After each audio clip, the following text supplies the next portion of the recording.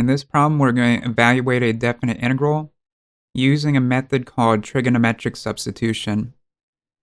The basic idea is we're going to be able to turn this integrand into one involving trigonometric functions. And the advantage of doing that is we have a bunch of trig identities. And we can use those trig identities to simplify our integrand. So in this case, we're going to let x equal sine of x. If I do that, I am also going to eventually need to replace dx. So I need to find the differential dx. The derivative of sine is cosine, so dx is going to be cosine of theta times d theta. In addition, these limits of integration in the original integral refer to values of x, so I'm going to need to change them into values of theta. We'll start with the upper limit of integration, which was square root of 3 over 2. I need to figure out the value of theta that corresponds to that.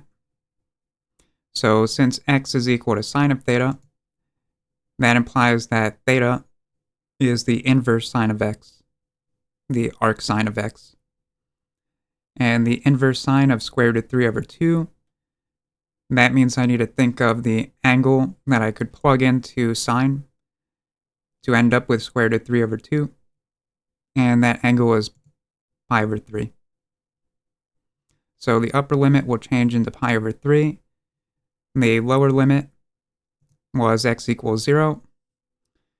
That's going to turn into the value of theta, where sine outputs 0, and the inverse sine of 0 is just 0. So the lower limit will actually just stay as 0. So now we're going to go through and start making these substitutions. The upper limit changed to pi over 3. The x, that's what we set equal to sine of theta.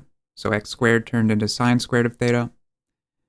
And dx, the numerator, we calculated that is equal to cosine of theta times d theta. So now we're going to want to simplify our expression. We'll start by simplifying the 1 minus sine squared of theta, which seems like it's related to our trigonometric Pythagorean identity. The one I'm referring to is cosine squared plus sine squared equals 1. So we can actually rearrange this expression right here by subtracting sine squared from both sides. And if I do that, I find that cosine squared is 1 minus sine squared of theta. So this is going to turn into a cosine squared.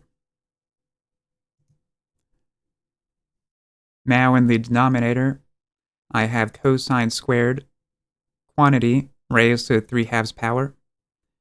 And remember, when you have a power inside parentheses and a power outside, you need to multiply the powers. So 2 times 3/2 is just 3. We end up with cosine cubed in the denominator. And now I have a factor of cosine in the numerator, cosine cubed in the denominator. I can cancel one factor of cosine.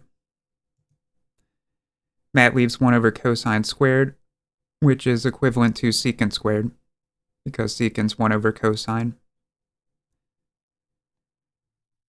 Usually at this stage in the problem, we would have a more complicated trig function, and we might have to use some trigonometric identities to do the integral. But here we're actually pretty lucky because secant squared has a straightforward antiderivative. It's just tangent. The integral of secant squared is tangent. So we can just use the fundamental theorem of calculus at this stage. We get tangent at pi over 3 minus tangent at 0. And that reduces to square root of 3 minus 0, which is just square root of 3. Our first example, the one we just did, was a definite integral. It's actually easier to do definite integrals than it is to do indefinite integrals when you have these trig substitutions. So that's why we started with a definite integral, and in our next video, we'll look at an indefinite integral. In fact, the same integral, but just finding the indefinite integral of it.